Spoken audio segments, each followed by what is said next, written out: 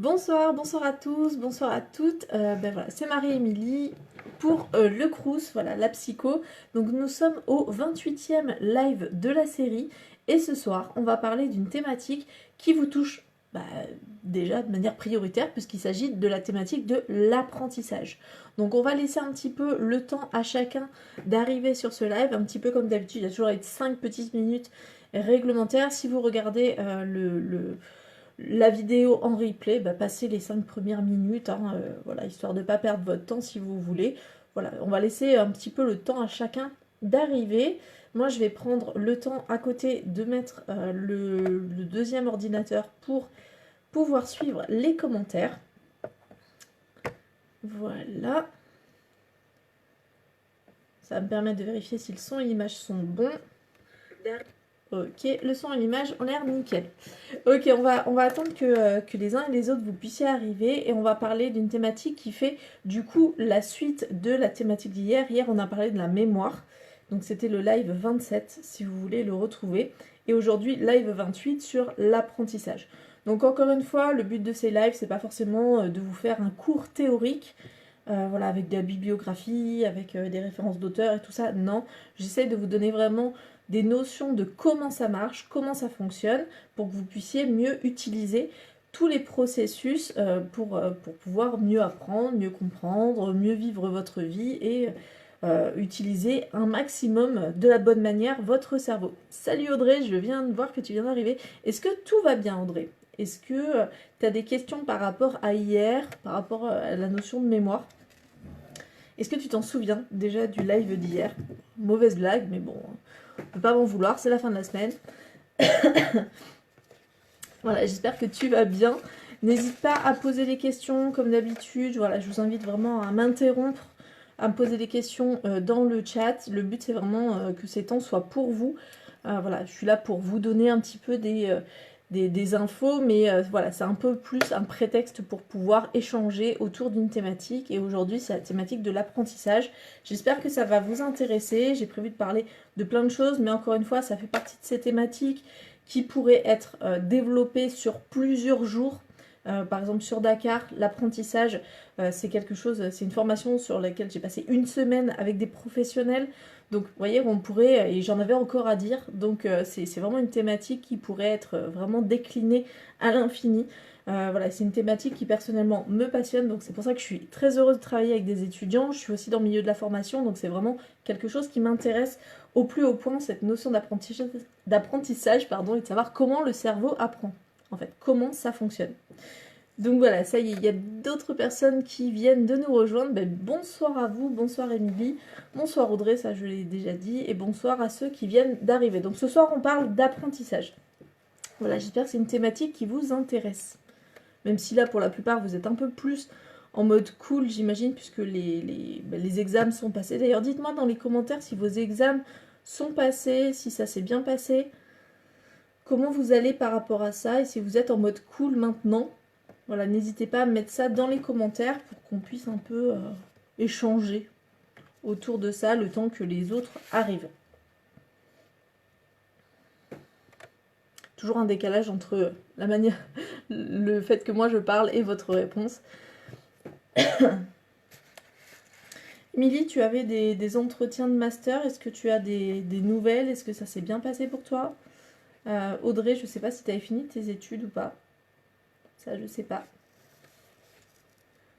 Ok, j'ai pas forcément de réponse tout de suite, mais j'imagine que ça viendra plus tard.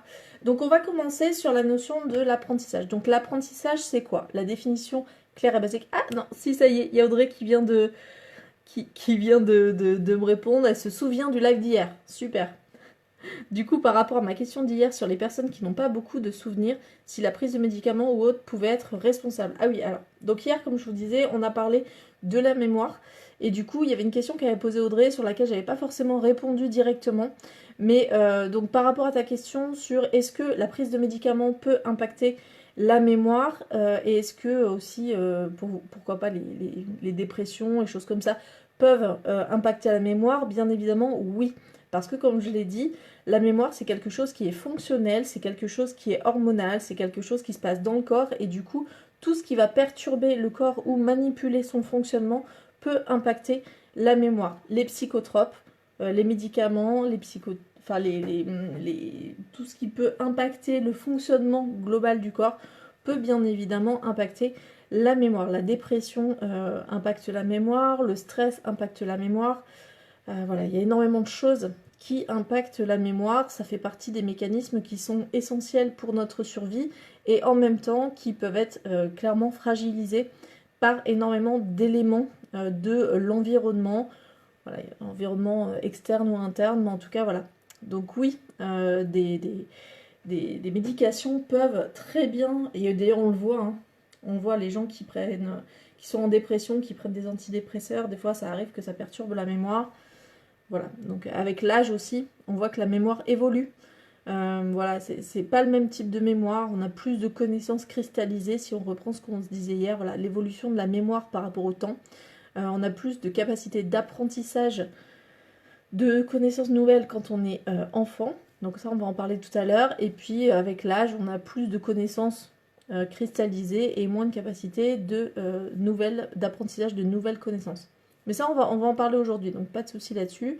Il y avait Émilie qui nous dit « J'ai eu mon année, tout va bien, félicitations à toi !» Bravo. Oui, j'ai été prise au master édition de Nanterre, c'est vraiment parfait. Bah ouais, alors là, pour le coup, c'est parfait. Bon, sauf que tu pars à Nanterre, donc tu seras plus avec nous l'année prochaine. Mais on te souhaite vraiment une bonne continuation, Émilie, c'est vraiment génial. Et Audrey nous dit, oui, moi j'ai fini mes études. Je travaille depuis 17 ans dans la petite enfance. Ah oui, bah, effectivement, ça fait un petit bout de temps que tu bosses, donc les études. En même temps, on finit jamais d'apprendre. Hein. Pour le coup, moi je me tâtais là de me reprendre un peu mes études, voilà, sur des choses complémentaires. Voilà, je trouve ça cool aussi. Ou des choses pour booster le corps. Pour les grands sportifs, l'alcool, fumer, les choses illicites. En fait, que ce soit licite ou illicite, ça change rien pour le corps. Le corps, il s'en fiche que ça soit légal ou pas, en fait, concrètement. Mais effectivement, tout ce qui va avoir, toutes les substances psychoactives vont impacter le fonctionnement du cerveau et du coup vont impacter, parfois positivement, parfois négativement, la mémoire. Clairement. Mais tout comme le café impacte la mémoire, tout comme, enfin voilà, il y a énormément de choses qui impactent la mémoire. Une mauvaise alimentation peut impacter la mémoire. Voilà, c'est pas ce qui va l'impacter le plus directement et rapidement. Mais bien évidemment, voilà, voilà, c'est vraiment un équilibre en fait. Il faut vous dire que le corps, le cerveau, le psychisme, tout ça c'est vraiment un équilibre qui est... Voilà, et il faut toujours prendre en considération que tout ce qui est psychique repose aussi sur le corporel, dans tous les cas. Donc il faut toujours prendre soin de l'ensemble. En fait, vous ne pouvez pas prendre soin que de votre mémoire et pas prendre soin de votre corps, ou pas prendre soin, vous occuper que de votre mémoire et pas prendre soin de votre équilibre mental. Non, tout ça est relié. Donc vraiment, encore une fois, faites des liens entre tout ça. Quand vous voulez améliorer d'un côté, il faut regarder globalement l'ensemble et faire du bien à l'ensemble. Ok. Donc s'il n'y a pas plus de questions que ça par rapport à hier, donc merci les filles d'avoir posé les questions par rapport à hier. Oui, je m'intéresse à plein de choses, effectivement, on apprend toujours. Ben oui, de toute façon, on va le voir. Hein. D'ailleurs, je vais commencer par ça. Donc en fait, votre cerveau, j'en ai déjà parlé, hein, j'en parle beaucoup du cerveau parce que je trouve que c'est tellement un truc de dingue. Vous imaginez quand même d'avoir un truc comme ça à l'intérieur de nous qui gère autant de choses au quotidien sans qu'on ait besoin de s'en soucier. Je trouve ça quand même assez génial en fait. Vous avez une espèce de machinerie super perfectionnée à l'intérieur de votre tête et qui ne cesse finalement de grandir, de s'améliorer, de se perfectionner. Et on va parler de ça aujourd'hui. Mais je ne sais pas si vous vous rendez compte à quel point ce truc-là qui se situe entre vos deux oreilles est quand même un truc assez génial en fait. Vraiment, vraiment.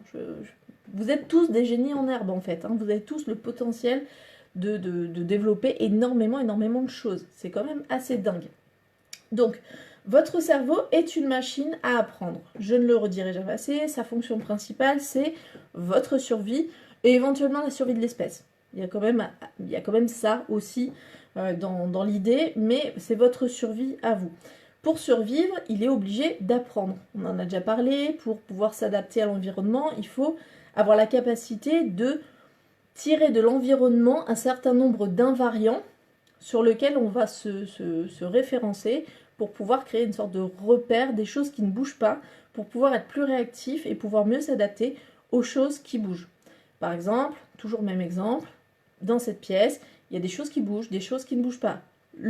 Tout ce qui est derrière moi, à un moment donné, vous n'y prêterez plus attention parce que ça ne bouge pas. Si à un moment donné, vous voyez passer une grosse araignée ou un serpent, alors déjà, je vous remercierai de me le dire, merci.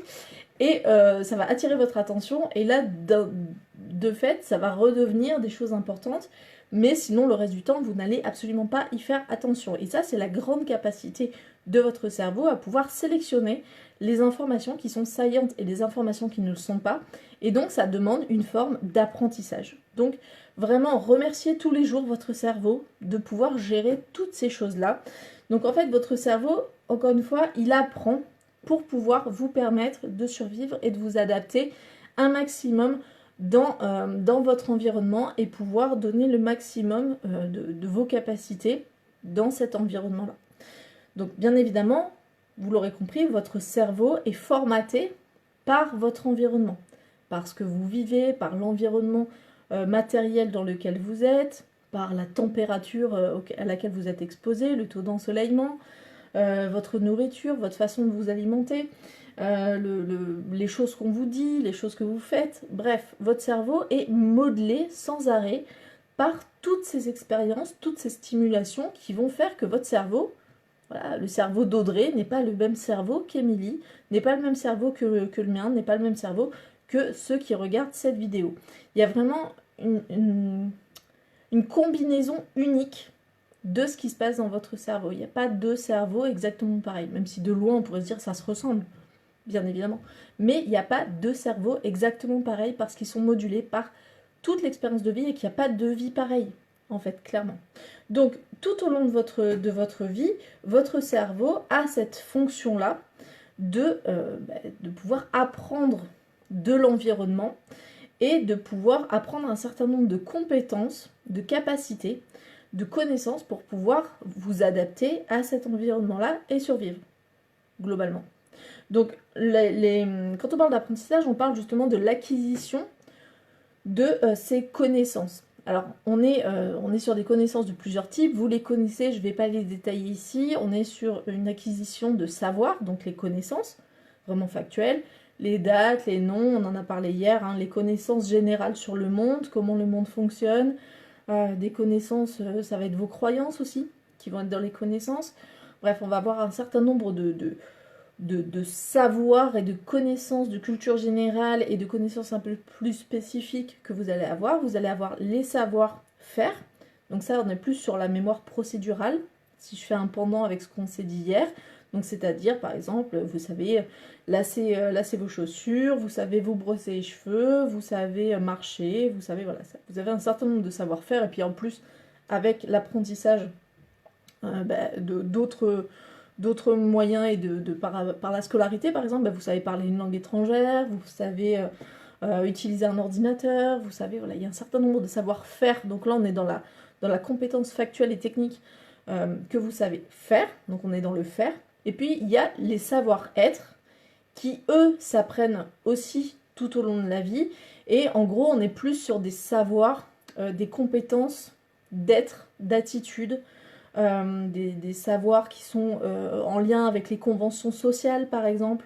Dans les savoir-être, on va être sur les choses du genre être ponctuel, être poli, être capable de parler. Voilà, on va être sur des choses vraiment de ce que vous êtes, en fait, de votre personnalité un petit peu plus. Dans le milieu professionnel, on vous demandera par exemple d'avoir un certain nombre de savoirs, de savoir-faire et de savoir-être. Et ça va faire partie des fiches de poste ou ça va faire partie des critères de recrutement, de manière assez générale. Ok, donc n'hésitez pas encore une fois, les nouveaux qui viennent d'arriver, à interagir avec moi, à poser des questions dans le chat si je vais trop vite ou pas assez.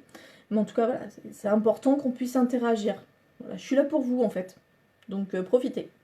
Donc, par rapport à cette notion du cerveau qui apprend, donc vous aurez compris qu'il apprend toute votre vie. Et si vous revenez à ce qu'on s'est dit hier, eh bien forcément, l'apprentissage, c'est une création de connexion entre neurones. Si vous vous souvenez des neurones qui sont dans notre cerveau, alors ils ne sont pas que dans notre cerveau, il y a des neurones à d'autres endroits du corps, mais on va parler des neurones qui sont que dans le cerveau pour simplifier en fait. On va parler que de ça ce soir.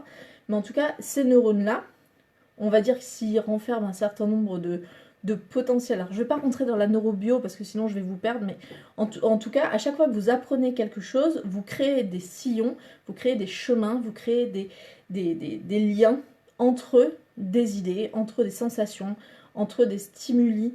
Bref, il se passe des choses dans votre cerveau qui sont de la création de routes, en fait. Un peu comme si, à la base, vous aviez une carte un peu vierge, comme si vous prenez la carte de la France, il n'y a pas beaucoup de chemin au début, et puis au fur et à mesure, il y a plein de chemins qui se créent, selon par où vous passez, selon toutes les routes qui sont testées, hop, ça crée des chemins, et puis au fur et à mesure, s'il y a des chemins qui sont plus utilisés que d'autres, ben, ils vont devenir des petits chemins de campagne, puis des chemins un peu bétonnés, puis des autoroutes, et puis voilà. Vous voyez, il y a vraiment cette notion-là de potentialisation, et c'est vraiment le nom qu'on donne, potentialisation du chemin, c'est-à-dire que plus on l'utilise et plus il est marqué. Et ça se passe, alors je vous la fais courte aujourd'hui sur la neurobio pour pas vous perdre, mais en tout cas ça se passe au niveau de ce qui entoure en fait le câblage des neurones, qu'on appelle la myéline.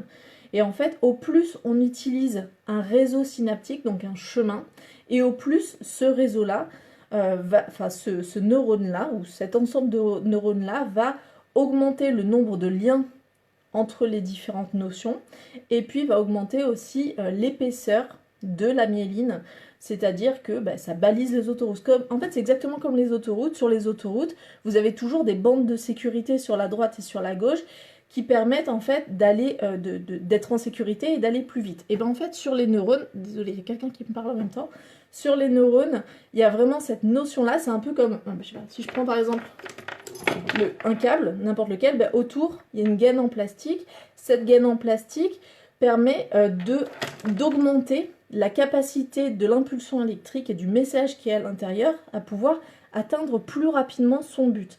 Et bien c'est exactement ça, c'est-à-dire qu'au plus vous utilisez un chemin dans votre tête, au plus les réseaux utilisés vont être recouverts de cette fameuse substance qu'on appelle la myéline, et en fait ça va isoler le circuit et ça va le renforcer, le rendre beaucoup plus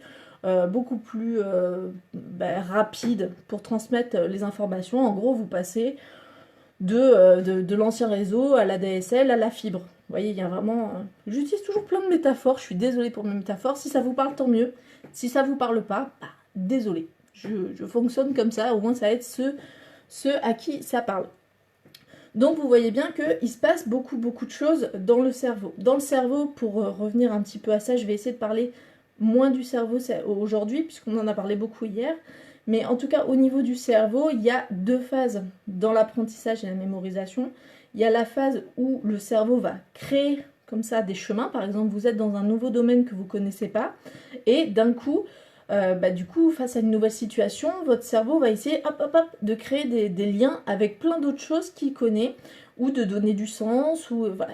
Vu qu'il ne sait pas exactement ce qui est important ou ce qui ne l'est pas, par exemple, si vous arrivez dans un pays étranger, et ben en fait, votre attention va être attirée partout, parce que tout est différent. Par exemple, moi, la première fois que je suis arrivée au Sénégal, il y a plein de choses qui m'ont interpellée. Les odeurs, les bruits, comment les gens circulaient dans les rues, les panneaux de signalisation qui étaient absents quasiment. Bref, il y avait énormément de choses qui m'ont interpellée, mais mon cerveau ne savait pas exactement ce qui allait être important pour la suite ou pas. Donc en fait, il a créé un max de réseaux, de sillons. Il a diffusé comme ça dans tous les sens, en se disant, on ne sait jamais, ça peut être utile. Et c'est pour ça que quand vous êtes dans une nouvelle situation, quelque part, c'est hyper fatigant. Parce que, concrètement, votre cerveau est en mode création de neurones dans tous les sens. Parce qu'on ne sait jamais. Et puis, à force, vous allez être plus en contact avec un type de stimuli. Il y a des stimuli qui vont être plus importants pour le côté fonctionnel que d'autres. Et donc, il y a certains de ces neurones, de ces réseaux qui vont finir par être entourés de myéline. Et d'autres qui vont être abandonnés comme étant finalement décidés par le cerveau comme étant moins importants. Le but pour votre cerveau, c'est vraiment de fonctionner sur ces deux phases. Donc la phase d'expansion, donc quand vous êtes sur quelque chose de nouveau, hop, il crée de la matière, il crée des liens, il crée plein de possibilités de nouvelles connexions. Et puis, il y a la deuxième phase qui est la phase de spécialisation, c'est-à-dire qu'à force d'être dans les mêmes situations, eh ben, le cerveau sélectionne et va couper quelque part certains liens qui finalement sont plus vraiment utiles, et c'est ce qui fait qu'on oublie. Pour revenir au truc d'hier. En fait, c'est pas qu'on oublie, c'est qu'on coupe les accès et on coupe les liens, on abandonne. C'est pas vraiment une coupure, c'est plutôt un abandon. C'est un peu comme si finalement le lien qui se crée, il allait sécher. Vous voyez, un peu comme dans une plante où finalement, et des fois, il y a des tiges, elles sèchent, puis elles se détachent. C'est exactement la même chose qui se passe dans votre cerveau. C'est-à-dire qu'à un moment donné, s'il y a un réseau qui n'est pas important, et ben ça va tout simplement être abandonné au profit de d'autres réseaux qui sont plus importants. Et en fait, c'est ce qui explique que, par exemple, un bébé, dans les premiers mois de sa vie, il est capable d'entendre et de discriminer, donc de faire la différence entre tous les sons de toutes les langues du monde. Je le refais, un bébé, avant, alors je ne veux pas vous dire de bêtises, parce que avant 5 mois, je crois, est capable d'entendre toutes les différences de sons de toutes les langues du monde. C'est un peu énorme. Vous, aujourd'hui, si on vous fait passer le même test qu'un bébé, eh ben vous êtes moins capable de discriminer certains sons, tout simplement parce que vous ne les avez jamais entendus, et puis ils ne sont pas importants dans votre vie pour pouvoir communiquer. Et c'est ce qui fait que moi, par exemple, quand je suis allée au Sénégal, il y avait des différences de sons. En plus, il y a des mots qui se ressemblent, hein. C'est un peu comme en France, il y a des mots qui se ressemblent. En France, on s'en rend pas compte parce que nous, on entend les différences de sons. Mais pour quelqu'un qui est d'une langue étrangère, qui vient en France, probablement qu'il y aurait des mots qui se ressembleraient énormément. Par exemple, je sais pas, bain et main. Labialement, c'est exactement la même prononciation. Bain et main, ça fait exactement la même forme. Je le sais parce que vu que mon fils est sourd, je travaille sur la lecture labiale. Et du coup, c'est exactement la même forme de son. Si vous êtes d'une langue où il n'y a pas ce son B ou ce son M, et bien concrètement, vous n'allez absolument pas les entendre. Donc encore une fois, on revient sur ce qu'on disait hier, du fait que votre cerveau sélectionne ce que vous percevez du monde. Et bien c'est exactement ça. En Wolof, ça c'est vraiment un truc qui me fait très rire. S'il y a des Sénégalais dans le coup, vous allez vous moquer de moi, mais tant pis, j'assume. En Wolof, il y a 3 mots qui se ressemblent beaucoup. Alors je vous les ferai pas en Wolof parce que du coup, quand je le dis, je ne fais pas la différence, je n'y arrive toujours pas. Mais il y a 3 mots qui se ressemblent, c'est pastèque, enfant et mouton. Et c'est vraiment 3 mots en fait, qu'on utilise tous les jours. Parce que pastèque, enfant et mouton, en fait, on peut se retrouver avec les 3 très régulièrement dans la même pièce, hein, sans problème. Chez ma belle-mère, c'était comme ça, par exemple. Et concrètement, ça se prononce quasiment pareil pour moi. Et je ne fais encore, ça fait 10 ans que je suis avec quelqu'un, on parle au Wolof de temps en temps, je suis toujours incapable de faire la différence entre ces sons, en fait. À force de vivre au Sénégal, je commence un peu à discriminer le reste, et puis le contexte aide beaucoup. Mais en tout cas, il faut juste vous dire que un bébé de moins de 5 mois, vous le prenez n'importe où dans le monde, il est capable d'apprendre n'importe quelle langue, du moment où il y est exposé. Par contre, le fait de ne pas entendre certains sons, et du coup, son oreille ne va pas être éduquée à ce son, et du coup, il n'aura pas appris à identifier que ce son est important. Et ça, c'est très important, parce qu'en fait, quand vous prenez une cartographie des neurones d'un bébé qui vient de naître, d'un bébé de 6 mois, et que vous suivez l'évolution, en fait, vous allez voir justement ces 2 phases dont je vous parlais avant, qui sont l'expansion neuronale et la sélection neuronale. C'est-à-dire qu'au début, il y a quand même plein de neurones, parce qu'il se passe déjà plein de choses dans le ventre in utero de la maman. Et puis à un moment donné, quand il naît, hop, il est exposé au monde, et là il est surstimulé, il y a énormément de choses à voir, à sentir, à entendre, il se passe plein de choses. Et donc là, le cerveau augmente, mais vraiment de manière très très importante, le nombre de neurones et de connexions dans le cerveau, parce que tout peut être important, on ne sait jamais. Et puis c'est pour ça que les bébés, ils ont souvent On a l'impression qu'ils regardent le monde comme ça, ils essayent de capter un maximum d'informations, et ben en fait c'est exactement ce qu'ils font. Et donc à un moment donné, à force d'avoir un certain nombre d'invariants, un certain nombre de choses qui sont jugées comme étant intéressantes ou pas, et ben à un moment donné le cerveau va dire bon ben voilà, ce réseau-là, on va vraiment le garder parce qu'il est important, et donc on va avoir une consolidation neuronale, consolidation synaptique, une consolidation vraiment des réseaux entre neurones, et on va avoir un cerveau qui va se structurer autour d'un certain nombre de schémas neuronaux. Et en fait, c'est pour ça qu'on a tendance à dire que concrètement, on a plus de difficultés à apprendre quand on est plus âgé que quand on est plus jeune. En fait, c'est vraiment, il y a une notion de différencier en fait ce qui est de l'ordre de la capacité d'apprendre et de la capacité à être expert. En fait, vous ne vous rendez pas compte à quel point aujourd'hui vous êtes un expert de votre environnement. C'est-à-dire que votre cerveau est parfaitement adapté à l'environnement dans lequel vous vivez. Il a fait ça depuis que vous êtes bébé, et c'est pour ça qu'en général on est un peu déstabilisé quand on déménage, quand on change de pays, quand voilà, parce que concrètement notre cerveau n'est pas adapté pour ça. Par exemple, autre exemple, quand je suis allée encore une fois au Sénégal, je vais vous parler beaucoup du Sénégal parce que j'ai pas beaucoup voyagé, mais au Sénégal j'y ai voyagé pas mal. Et du coup, quand je suis allée au Sénégal, ben, concrètement, ce qui s'est passé, c'est que j'étais épuisée d'entendre parler Wolof, justement. Parce que mon cerveau était totalement dans l'inconnu. Il essayait sans arrêt de faire des rapports avec des choses que moi je connaissais. Et en fait, il ne trouvait pas parce qu'il n'y a pas de racines latines communes. Il y a pas, enfin, voilà, c'est des langues quand même assez différentes. L'avantage, c'est qu'il y a quelques mots français quand même ou quelques mots anglais qui viennent ponctuer le Wolof moderne. Et du coup, on arrive à faire le lien, en fait, à comprendre. Mais ça demande une énergie vraiment de fou, de folie. Et aujourd'hui, j'ai une patiente justement qui me disait qu'elle avait eu la même sensation parce que je lui avais appris la CNV la semaine dernière, et du coup, elle a passé toute la semaine à expérimenter la CNV. Donc la CNV, communication non violente, on en a déjà parlé dans un des lives. Le live sur la communication, ça doit être le live 3 ou 4 par là. Pour ceux qui n'ont pas vu, je vous invite vraiment à le voir.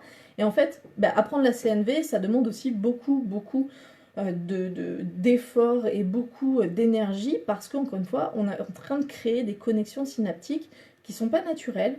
On est en train de demander au cerveau de ne pas passer par son autoroute habituelle, on lui demande de passer par le petit sentier et de creuser un petit sillon dans la forêt. Donc c'est un peu compliqué et ça lui demande énormément d'efforts. Donc il y a Amandine, salut Amandine, qui dit « Bonsoir, c'est trop bien expliqué ». Eh bien écoute, si tu comprends ce que je te dis, eh bien bienvenue. Je suis contente que tu comprennes. J'essaye d'être claire à chaque fois. Mais en tout cas, voilà. Partez vraiment du principe que votre cerveau apprend tout le temps, que vous faites ça depuis que vous êtes tout petit et que vous continuez en fait à faire ça. Et qu'en fait, un bébé est en grande capacité d'apprendre, mais il est expert en rien, en peu de choses. Et par contre, vous êtes un expert de tout ce que vous connaissez et de tout ce que vous maîtrisez, même si vous ne vous en rendez pas compte. Et par contre, effectivement, vu que vos neurones sont entourés de myéline et que vous avez des grosses autoroutes, et votre cerveau étant un peu avare d'énergie, c'est-à-dire qu'il n'aime pas forcément dépenser de l'énergie pour rien, et il passe par les autoroutes, c'est plus simple. Donc il y a vraiment cette notion-là qui est importante. Ok, donc vous l'aurez compris, il y a des mécanismes qui vont être en jeu dans l'apprentissage. C'est notamment la mémoire. On en a parlé hier, donc j'espère que vous ferez les rapports avec hier sur la mémoire. L'attention.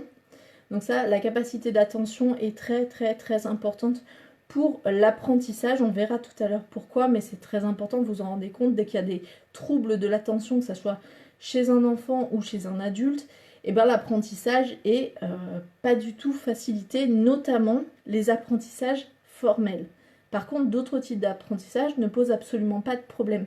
Les apprentissages de la vie quotidienne, les apprentissages de plein de données, de la culture générale, des choses comme ça, ça va pas être des enfants qui ne vont pas réussir à apprendre. C'est juste qu'ils vont pas réussir à apprendre facilement ou de manière plus facile les données formelles qu'on leur demande d'apprendre, par exemple à l'école ou dans une activité qui demande de la concentration. Parce que, encore une fois, l'attention et la concentration, ce sont deux éléments qui sont intéressants pour apprendre, mais ce n'est pas les seuls moyens d'apprendre. En fait, encore une fois, depuis que vous êtes petit, vous apprenez plein de choses et vous n'êtes pas forcément toujours concentré pour apprendre. Par exemple, votre prénom, vous l'avez appris, mais ça ne vous a pas demandé de la concentration pour apprendre ça. Ça a joué sur un autre mécanisme. Si par exemple, je sais pas, vous avez, je sais pas, vous aimez le chocolat, par exemple, ben cet apprentissage-là de j'aime le chocolat, vous êtes pas concentré pour savoir si vous aimiez le chocolat ou pour apprendre cette notion-là. Non, ça a joué encore sur un autre mécanisme. Donc l'attention est intéressante et importante pour l'apprentissage, mais attention, pas pour tous les apprentissages. Quelqu'un qui aurait zéro attention serait quand même capable d'apprendre. D'accord, mais il serait en difficulté par rapport aux apprentissages scolaires. Ok, donc c'est souvent, j'entends parler des gens qui ont des troubles de l'apprentissage, qui ont eu des problèmes de TDAH voilà, à l'école et tout ça, mais ils sont en difficulté justement parce qu'il y a un décalage entre leur manière d'apprendre et d'être et le système scolaire qui leur demande d'être différent, en fait. Donc on reparlera de l'école, hein, parce que ça c'est important et ça vous touche directement, et j'imagine qu'il y en a certains parmi vous qui vont se reconnaître dans ce que je vais dire. Ok, je regarde s'il y a des commentaires. Non, toujours pas. Donc très peu. Donc, je vous ai dit qu'il y avait l'attention, la mémoire, le cerveau avec cette histoire de myélinisation des neurones et cette capacité à faire les deux choses qui sont de faire de l'expansion neuronale et après de faire de la sélection et de la consolidation de certains réseaux plutôt que d'autres. Donc ça, c'est vraiment quelque chose qu'on voit très rapidement. Ce qu'on a vu hier aussi, et que je vais rappeler ici, puis après j'en parlerai quasiment plus, c'est la notion d'assimilation. Donc ça c'est Piaget qu'en parle, mais bon, peu importe, encore une fois, on n'est pas là pour faire des cours. Donc le principe, c'est qu'à chaque fois que vous êtes confronté à un nouvel objet, j'en ai parlé hier, donc je vais aller rapide, chaque fois que vous êtes confronté à un nouvel objet, votre cerveau, et donc votre hippocampe, pour ceux qui ont suivi hier, va enclencher la recherche d'éléments similaires, et va permettre en fait de coller cette nouvelle notion, cette nouvelle représentation du monde, que ça soit une représentation sous forme d'image ou de son ou d'émotion, ou peu importe, cette nouvelle représentation va venir la coller sur ce à quoi elle ressemble. Ok? Et la colle, c'est les émotions, entre autres. Ok. Donc, voilà pour les mécanismes, en gros, qui sont en jeu dans l'apprentissage. Et donc ça, c'est très important. Je vais passer à un nouveau point, qui sont en fait les différentes stratégies d'apprentissage. Donc c'est un peu différent. Vous allez voir que vous allez faire des parallèles avec ce que j'ai dit avant et avec ce que je vais dire après, mais c'est vraiment particulier les stratégies d'apprentissage. J'en ai déjà parlé, pareil, dans certains lives, quand j'ai parlé justement de quelles sont vos modalités d'appréciation du monde ou de capacité à pouvoir cerner le monde. On avait vu qu'il y en avait certains qui étaient visuels, d'autres auditifs, d'autres kinesthésiques, c'est-à-dire pour lesquels la sensorialité du corps et les émotions sont leurs moyens d'apprécier le monde. Donc par exemple les visuels, ça va être, je sais pas, ils vont toujours voir le monde. Ils voient loin, ils sont visionnaires. Ils se souviennent exactement comment vous étiez habillé, coiffé à tel moment. Ils se souviennent de fiches. Par exemple, si on est sur de l'apprentissage, les gens visuels, ils vont se souvenir de où est-ce qu'étaient situées les notions sur leur livre ou sur leur fiche. Ils vont être sensibles aux couleurs des choses qu'ils ont entourées. Donc ça va être vraiment les personnes visuelles. Il y a d'autres types de personnes qui sont les personnes auditives. Donc pour l'apprentissage, ça donne les personnes qui ont besoin de se répéter les notions qu'elles sont en train d'apprendre, ou qui ont besoin tout simplement d'être en cours pour pouvoir entendre le prof dire les notions, ou qui vont avoir besoin, encore une fois, d'avoir des cours audio, des enregistrements, voilà, ça va être, ou qui vont se souvenir de la musicalité de certaines choses. Par exemple, moi, pendant très longtemps, je me suis souvenu des numéros de téléphone parce que je me souvenais de la musicalité des numéros de téléphone. Alors maintenant, c'est plus du tout le cas parce que vu qu'on note tous les numéros sur les smartphones, en fait, je fais même plus cet effort-là. Mon cerveau n'enclenche même pas le processus, mais il y avait cette musicalité de la composition du numéro à l'époque où il y avait encore un son différent quand on appuyait sur les numéros de téléphone. Je sais pas s'il y a encore ça en fait sur le téléphone portable, je crois que ça y est encore. Dites-moi dans les commentaires si ça vous parle ou si vraiment on a l'impression d'être un dinosaure, quoi. Donc voilà pour les personnes qui sont auditives. Les personnes qui sont kinesthésiques, elles vont avoir besoin de passer par de l'expérience. Par de l'émotion. Elles ont besoin d'être en présence du prof qui est passionné par le cours, elles ont besoin de passer par l'expérience et l'expérimentation de ce qu'elles sont en train de faire, elles passent par des exercices, voilà, elles ont besoin de faire.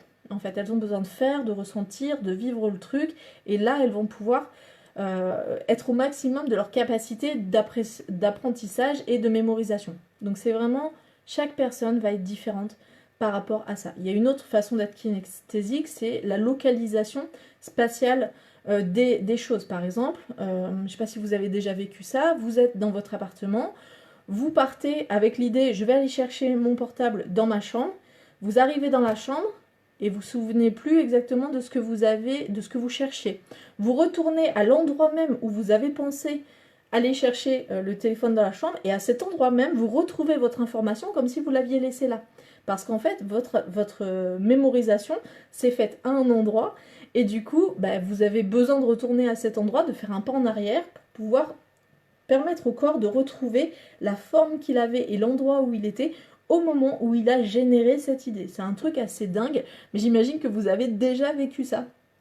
Moi, ça m'arrive assez régulièrement, je gère plein de trucs, je suis maman de 4 enfants, donc ça m'arrive souvent d'aller chercher un truc à droite, à gauche, machin, et des fois de plus savoir, en fait, il suffit de refaire le chemin à l'envers, et je retrouve les informations. C'est quand même un truc assez dingue, mais qui marche très très très bien.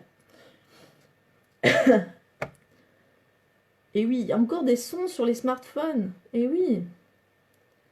D'accord, Émilie, elle me dit, je comprends ce que vous dites. Déjà on est repassé au vouvoiement, donc j'ai vraiment pris au moins 40 ans, dans la tête. De toute façon, on est très vieille avec cette histoire de sonorité des téléphones. C'est pas grave, oubliez. Utilisez votre capacité d'oublier que j'ai parlé d'un truc aussi vieux, en fait. Ok, donc je parlais des personnes qui ont une appréciation différente du monde, et on va voir tous une capacité à appréhender le monde avec des yeux, des oreilles, différents. En fait, il y a vraiment ça qui est hyper important. Donc au niveau des stratégies d'apprentissage, la première stratégie d'apprentissage que je vous amène à penser ce soir, c'est vraiment le truc que vous avez fait le plus rapidement possible dans votre vie, à savoir l'imitation. Les bébés, dès qu'ils sont tout petits, grâce aux neurones miroirs dont j'ai déjà parlé dans les lives, ils apprennent en fait très rapidement à reproduire ce qu'ils voient en face, même s'ils sont très très limités en termes de mouvement, et en fait très très rapidement, si vous arrivez et que vous avez les sourcils comme ça écarquillés, en fait eux, ils vont aussi reproduire cette notion de sourcils écarquillés. Et en fait, on ne se rend pas compte à quel point ils sont déjà en train d'apprendre quelque chose. Ils apprennent une attitude, ils apprennent un niveau sonore, par exemple. S'ils sont dans un environnement très bruyant, ça va peut-être être des enfants très bruyants. Ou si ils entendent qu'il y a des gens beaucoup qui rigolent, ça va peut-être être des enfants qui vont beaucoup rigoler. Donc en fait, dès vos premières secondes de vie, dès vos premiers instants de vie, et peut-être même avant, vous avez appris par imitation. Vous avez pris l'empreinte de votre environnement et des réactions de votre environnement. Et ça, j'en avais déjà parlé, j'en ai parlé à plein de reprises, quand je parle des empreintes émotionnelles ou de la gestion des émotions. Vous avez appris à gérer vos émotions par imitation de comment les gens utilisaient et géraient leurs émotions. C'est ce qui fait qu'il y a des familles où la colère est quelque chose de totalement ok, et d'autres familles où c'est pas du tout possible et où on a l'impression que c'est des familles qui sont jamais en colère, alors qu'en fait elles en ressentent, et c'est légitime d'en ressentir, sauf qu'en fait elles la manifestent différemment. Pareil, il y a des familles où on pleure pas, des familles où on pleure facilement, des familles où on rigole très très fort, des familles où on rigole avec des tout petits rires tout discrets, et c'est vraiment un des premiers apprentissages que vous allez faire dans votre vie, c'est l'apprentissage des émotions, parce que c'est un vecteur de communication et que c'est une histoire de survie, les émotions. Donc pour le coup, ayez vraiment cette notion de première stratégie que vous avez eue, c'est l'imitation. Alors l'imitation, là j'en ai parlé comme l'imitation où finalement on est en mode, on reproduit ce qu'on voit, mais assez rapidement, par le biais du jeu, on va passer sur de l'imitation différée, c'est-à-dire avec des enfants qui sont dans la symbolisation, qui vont jouer au papa, à la maman, qui vont jouer à la marchande, qui vont jouer au médecin, ils vont être dans la symbolisation. Et à ce moment-là, ils sont dans une forme d'imitation, parce que quand même, ils reproduisent quelque chose qu'ils ont vu ou dont on leur a parlé. ils inventent pas forcément des choses qui n'ont aucune référence, aucune avec rien. Si vous regardez bien, ils reproduisent que des choses qu'ils ont vues, en fait.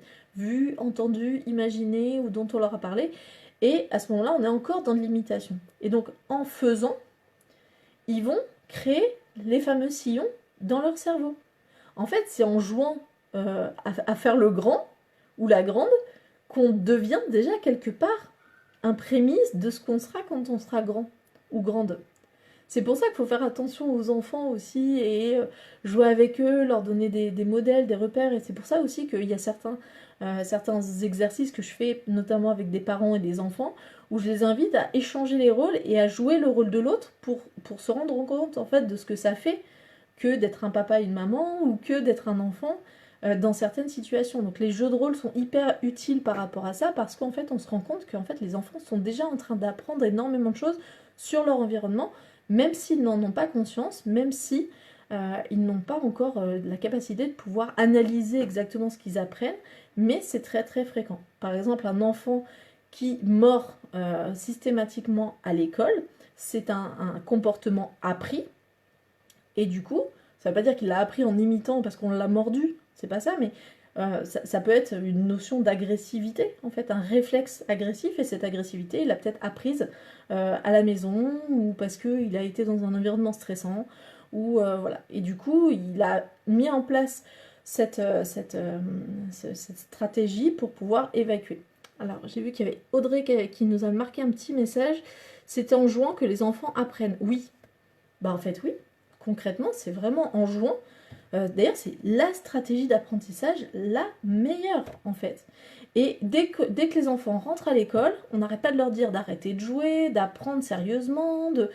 Et en fait, on leur demande d'apprendre d'une manière dont leur cerveau ne fonctionne pas, en fait. On leur demande d'apprendre à apprendre d'une autre manière, sauf qu'en fait, on les aide pas forcément à apprendre de cette manière-là. C'est assez compliqué. Bon, on reparlera de l'école après, parce que j'ai plein de trucs à vous dire sur l'école.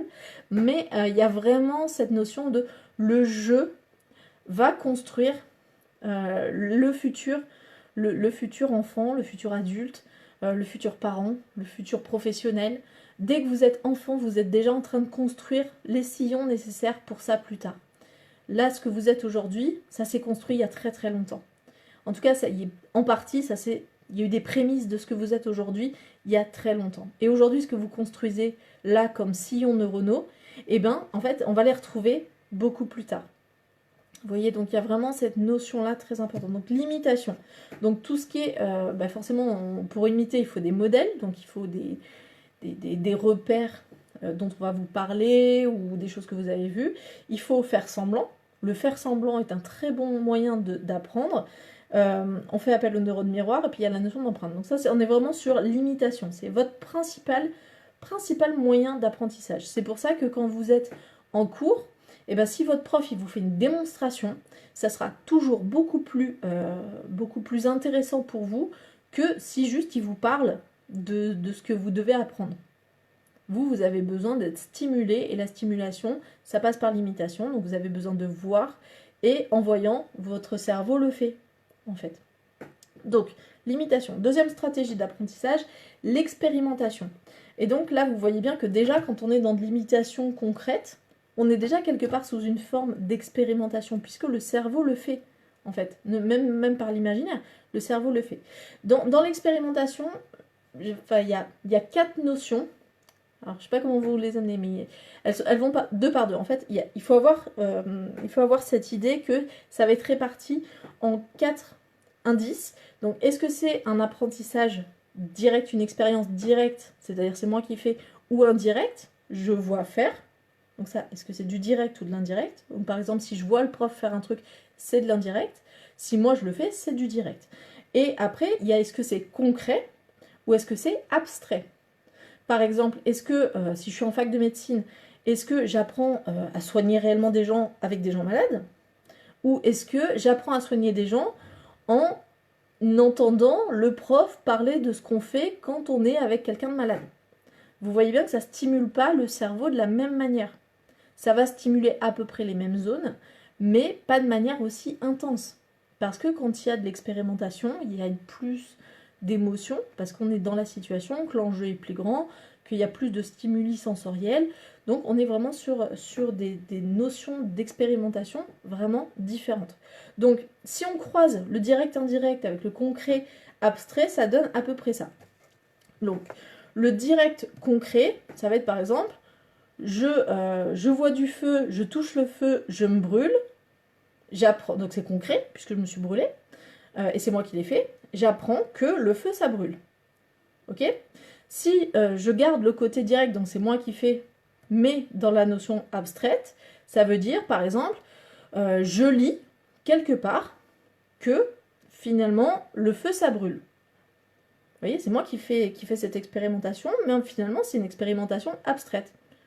Je lis que le feu, ça brûle. Bon. Est-ce que ça va avoir le même effet, d'après vous? Bah non. Si on part sur de l'indirect, ok. Indirect, concret. Je vois un autre enfant qui approche du feu, qui met sa main dans le feu, qui se brûle. Ok? Je vois qu'il a mal, je vois qu'il pleure, que les gens s'occupent de lui. Ok. J'apprends que le feu, ça brûle. Ça aura peut-être une influence différente de si c'était moi qui m'étais vraiment brûlé. D'accord? Mais le fait de voir quelqu'un qui le fait vraiment et qui se brûle vraiment, je vais quand même activer mes neurones miroirs puisque je vois quelqu'un en train de vivre une expérience. Et du coup, je vais engrammer cette expérience dans une certaine... Enfin, c'est assez bon comme niveau d'apprentissage. C'est pour ça que c'est intéressant d'apprendre avec d'autres personnes, en fait. Parce que si vous voyez d'autres personnes faire le truc, votre cerveau, grâce aux neurones miroirs, le fait aussi. Il engramme l'expérience. Non pas comme si vous l'aviez vécu, mais presque. On est presque là-dessus. Et si on est sur de l'indirect abstrait, c'est par exemple un prof qui me dit que le feu, ça brûle. Alors que je ne connais pas le feu, que j'ai aucune expérience de ça. C'est un peu ce qu'on fait des fois avec les enfants. On leur dit attention, ne parlez pas aux personnes dans la rue, c'est dangereux. Ben, ça leur parle pas en fait. C'est dangereux pourquoi, pour qui, mais ils n'ont aucune expérience de ça parce qu'ils ont été entourés que par des gens qui étaient bienveillants et qui étaient sympas avec eux, et qui leur donnaient des bonbons et qui prenaient soin d'eux. Donc, vous voyez, on est vraiment sur ça. Et c'est pour ça que les informations que moi j'appellerais froides, c'est les informations qu'on apprend en fait à la fac ou à l'école. En fait, on apprend souvent de manière très abstraite. C'est comme ça qu'on apprend notamment... Heureusement, on n'apprend plus les choses comme ça, mais si par exemple vous apprenez 2 plus 2 égale 4, c'est hyper abstrait. C'est hyper abstrait, c'est hyper compliqué. C'est pour ça que maintenant, on rend ça un peu plus concret avec des pommes et tout ça. Voilà, 2 pommes plus 2 pommes, à la fin j'ai 4 pommes. Bon, ok, c'est des pommes, donc ça rend la chose un peu plus concrète. On travaille sur l'habillage du truc. Et le mieux, c'est encore de faire manipuler les enfants. Ben voilà, ils font manipuler, ils les touchent, et là, on va avoir un engrammage de l'information qui va être meilleure. Vous voyez à quel point c'est important de vivre les choses et d'être aussi avec les gens pour pouvoir vivre des choses, en fait. Le côté social est hyper important. Donc, une autre stratégie d'apprentissage, donc là c'était l'expérimentation, et vous avez vu qu'il y avait différents niveaux d'expérimentation, c'est la nouvelle stratégie d'apprentissage, qui n'est pas nouvelle d'ailleurs du tout, c'est le conditionnement. Donc je vous avais déjà parlé de Pavlov, avec l'expérience du chien. Donc, un chien salive en présence de viande. Le chien, si on fait sonner la cloche, donc on lui apprend que, voilà, un chien salive en présence de viande, donc ça c'est naturel. Le chien, on fait sonner la cloche, on lui donne la viande, ben il salive, puisqu'à un moment donné, il y a la viande.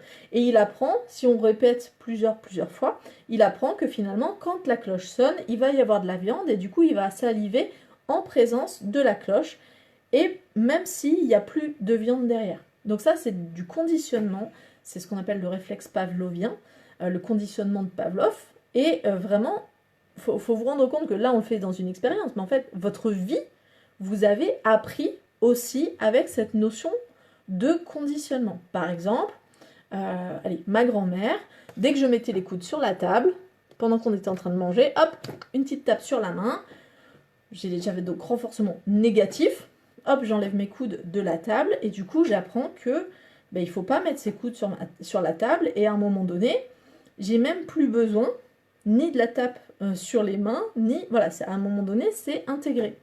Vous voyez? Même en l'absence de ma grand-mère. Vous voyez, maintenant je fais un peu attention. Bon, alors maintenant c'est revenu parce que les mœurs ont changé aussi et qu'on n'est plus du tout dans les mêmes règles sociales, donc ça s'est un petit peu assoupli par rapport à ça.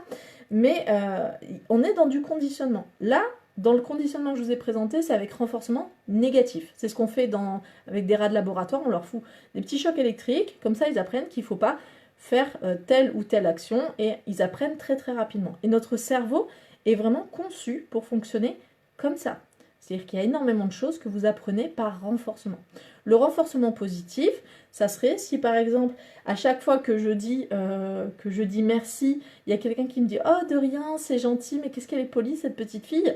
Et bien à ce moment-là, c'est un renforcement positif parce qu'on dit des choses sympas de moi, on me fait un sourire, je vois que mes parents sont fiers de moi, tout ça, donc ça fait renforcement positif.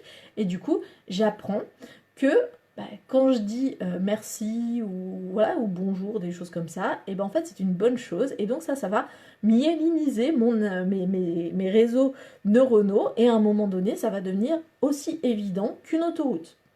Vous voyez, ça va aller super vite et ça me choquerait même maintenant de ne plus dire merci ou de ne pas dire s'il te plaît ou parce que c'est devenu totalement carré. Et en fait, on est vraiment dans tout ce qu'on peut dans les conditionnements, on est dans ce qu'on retrouve dans le dressage. Hein. C'est exactement si on prend les animaux que l'on dresse, qu'on élève et qu'on dresse, le dressage est vraiment fait par renforcement positif et négatif. Les lions des cirques, même si c'est pas une bonne chose tout ça, je rentre pas dans le débat, mais à chaque fois, vous voyez qu'on leur donne un petit bout de viande, ou alors qu'on fait cingler le fouet à côté d'eux, ce qu'ils aiment pas trop, normal. Vous voyez, il y a vraiment renforcement positif et négatif. Et en fait, on apprend énormément de choses là-dessus. Si on va sur du conditionnement et du renforcement un peu différé, si par exemple, à chaque fois que vous allez avoir une bonne note, on vous donne une récompense, ça va faire du renforcement positif. C'est-à-dire que vous allez avoir cette notion de en fait, quand je travaille bien et quand j'ai des bonnes notes, du coup, j'ai une récompense. Et à l'inverse, si à chaque fois que vous avez une note qui n'est pas satisfaisante pour vos parents, pour vos profs ou même pour vous, en fait vous êtes accablé et puni et tout ça, même si c'est vous qui vous punissez tout seul, hein, les étudiants font ça très bien tout seul, et bien du coup vous allez apprendre que ça c'est pas bien. Le problème c'est qu'en fait j'en avais déjà parlé, mais punition et récompense, on est sur les deux faces d'une même pièce, c'est-à-dire que si vous prenez l'habitude d'être récompensé, le jour où il n'y a pas de récompense, alors que vous l'auriez mérité selon les critères des autres fois, vous allez juste apprendre que finalement la récompense c'est pas obligatoire, vous allez peut-être même vivre ça comme une punition, et du coup ça va être très compliqué pour vous, et vous allez peut-être remettre en question la réalisation du comportement. Vous voyez ? Pareil, hein, dans l'autre sens, si vous avez l'habitude d'être puni à chaque fois que vous faites une mauvaise action, selon les critères de vos parents et de votre environnement, ou de vous-même, le jour où vous n'êtes pas puni, vous allez vivre ça comme une récompense, en mode « Ouais, super, je me suis pas fait choper, du coup c'est cool et tout, machin ». Et du coup, vous allez commencer à prendre goût à ça. Donc vraiment, le côté punition-récompense, il y a vraiment... Il y a un truc derrière qui est... On n'est pas vraiment dans de l'éducation bienveillante, en fait. Hein. J'en parlerai peu, mais on n'est pas vraiment dans de l'éducation bienveillante en soi, de par le fonctionnement. Bon, après, c'est pas grave, faut voir comment c'est exprimé, mais voilà, ça peut pas être le seul modèle éducatif. Il y a marqué « Bonjour, je suis ravie de vous revoir tous », mais nous aussi, on est ravis de te voir. Alors, Soumaya, si je me souviens bien. Moi, j'ai eu du renforcement intermittent de la part de personnes rencontrées plus tard dans la vie, et c'est très laid. Même quand on croit connaître le principe cognitivement, on n'est pas forcément imperméable. Mais non, on n'est pas imperméable parce que t'as beau tout savoir, ton savoir, il est au niveau de ton cortex. Donc, il est au niveau de la partie externe de ton cerveau. La petite peau qui est dessus, éventuellement, si je schématise un peu. Le problème, c'est que ce principe-là de renforcement positif et négatif, il se passe à l'intérieur de ton cerveau, dans les parties plus archaïques de ton cerveau. On est de l'ordre des réflexes. Donc, t'as beau savoir que ça devrait pas marcher et que c'est pas une bonne chose et que t'es beaucoup plus intelligente pour pas tomber dans le panneau, et en fait, vu que ça se passe à un niveau en dessous, en fait ça passe quand même, concrètement. Et c'est pour ça qu'il y a beaucoup de gens qui culpabilisent, qui continuent à fonctionner avec ce principe-là. Mais On va pas faire le débat des modèles éducatifs ce soir, parce qu'on aurait beaucoup à en dire. On est vraiment là pour le côté apprentissage. Ok, donc vous voyez que dans le conditionnement, il y a deux éléments qui vont être importants pour qu'un bon conditionnement marche, pour qu'un conditionnement marche bien et fasse bien son effet d'apprentissage. Ça va être la répétition du conditionnement, c'est-à-dire qu'il faut que la stimulation et l'enchaînement se fassent plusieurs fois. Si ma grand-mère m'avait tapé qu'une seule fois sur les doigts, quand j'avais mis mes coudes sur la table, bah en fait j'aurais peut-être continué à mettre mes coudes sur la table. En fait, j'aurais pas... Voilà, c'est le fait qu'elle le fasse de manière systématique jusqu'à ce que j'apprenne qui fait qu'à un moment donné, j'ai appris. Et puis, va y avoir un deuxième élément dans le conditionnement pour qu'il soit efficace, c'est l'intensité. Si par exemple, je mets les coudes sur la table et là, ma grand-mère fait une crise cardiaque, c'est pas arrivé, je vous rassure, mais si elle fait une crise cardiaque, là, à cause de ça, ben là, j'aurais appris en une seule fois, sans besoin de répétition, qu'en fait, c'est pas une bonne chose, en fait. Et selon l'intensité de la réaction et selon l'intensité de l'élément modérateur du conditionnement, bah, de la récompense ou de la punition, et ben en fait, on va avoir un apprentissage plus rapide, en fait. Le problème de ça, c'est que l'intensité, il y a quand même une notion d'habituation. C'est ce qui fait que, à un moment donné, si par exemple on a l'habitude de punir un enfant, et que c'est le modèle éducatif qui est comme ça, et ben en fait, à un moment donné, l'enfant va s'habituer au niveau de la punition, et ça va plus forcément lui faire le même effet qu'avant. Et du coup, on est des fois sur des méthodologies éducatives qui vont vers de la surenchère punitive, parce qu'on dit, ouais, mais ça lui fait plus rien.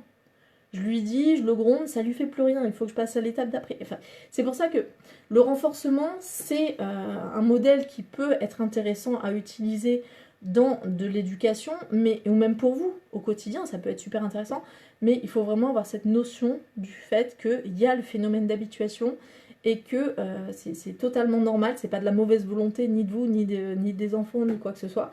Il y a le phénomène d'habituation, tout comme on s'habitue parfois à certaines molécules de médicaments, c'est exactement la même chose qui se passe dans votre cerveau. Il y a un niveau d'habituation, ça a été prouvé, mis en exergue en laboratoire, il y a de l'habituation. Donc, il y a des limites quand même à cette stratégie d'apprentissage, mais encore une fois, beaucoup de vos apprentissages sont passés par ce principe-là de conditionnement. Donc une autre stratégie, j'en ai parlé hier aussi, c'est l'association. C'est-à-dire que vous allez apprendre en associant des choses qui vont à peu près ensemble, en fait. Si par exemple j'apprends, je sais pas, je vais pas reprendre le stylo, on va changer un peu, c'est une tasse, voilà. Ça, pour moi, c'est une tasse, d'accord?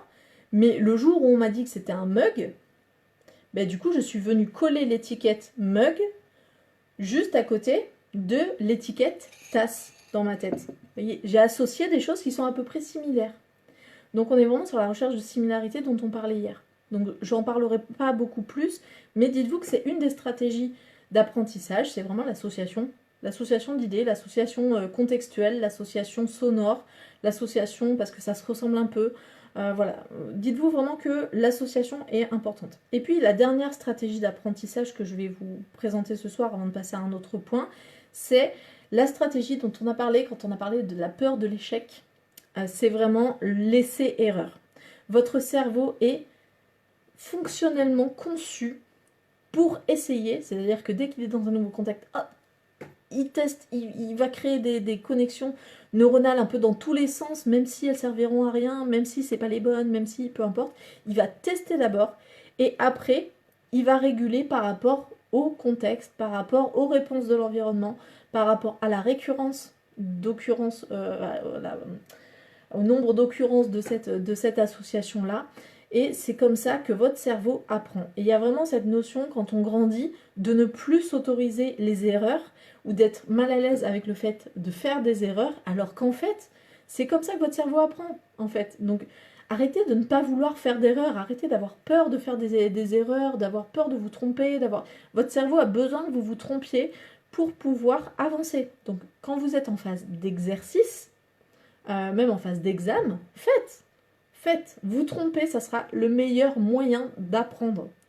Vous avez besoin de vous tromper pour apprendre. De la même manière que quand vous avez appris à marcher, vous êtes tombé plein de fois.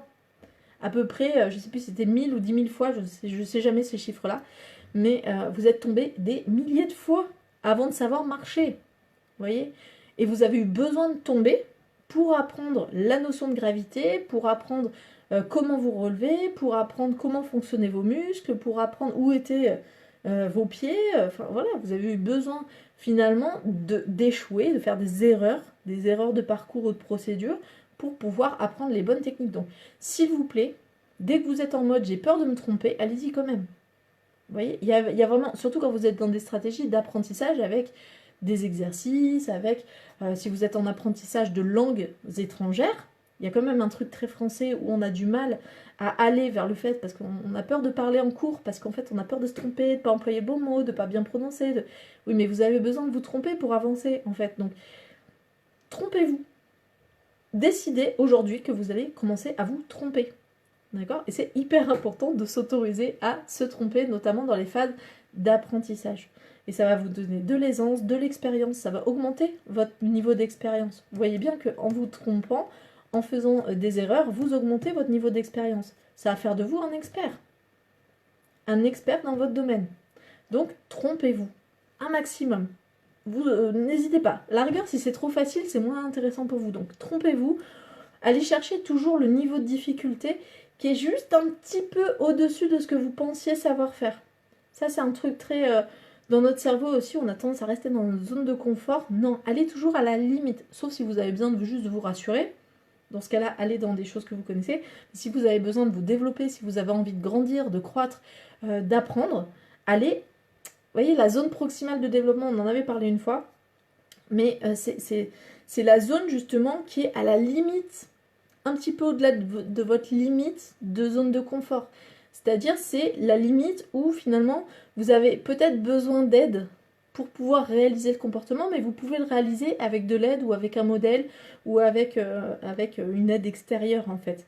Ou en prenant le temps, ou peu importe. Et c'est dans cette zone-là que vous allez pouvoir booster votre capacité. Si vous mettez un niveau trop haut d'expérience, vous allez juste échouer et votre cerveau ne va pas être forcément capable de faire le lien entre la notion que vous devez apprendre et votre niveau actuel. Mais si vous voulez avancer, prenez à chaque fois hop, le niveau où vous vous sentez un petit peu inconfortable, un petit peu en difficulté, mais c'est là où vous allez apprendre le mieux. Donc ça, c'est hyper important.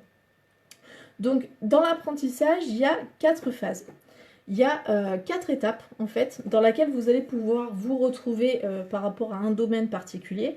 Il y a la première étape, c'est où on ne sait pas qu'on ne sait pas. Donc, on est inconsciemment ignorant. Par exemple, jusqu'à un certain âge, je ne savais pas faire mes lacets. D'ailleurs, la notion même de lacets ne me traversait pas l'idée. Voilà, quand j'étais un bébé, la notion de chaussures, de lacets, tout ça... J'étais totalement ignorante là-dedans. Et ça m'allait bien, parce que c'était d'autres personnes qui s'en occupaient, donc c'était très bien pour moi. Donc, il y a une phase vraiment de... On ne sait pas qu'on ne sait pas. Et puis, à un moment donné, on est confronté à la réalité, et en fait, on se rend compte qu'il manque un truc, quoi. On se rend compte que... Ah ouais, ok, donc en fait, il y a des chaussures qui n'ont pas forcément de scratch. Ok. Et en fait, les autres commencent à savoir faire leurs lacets.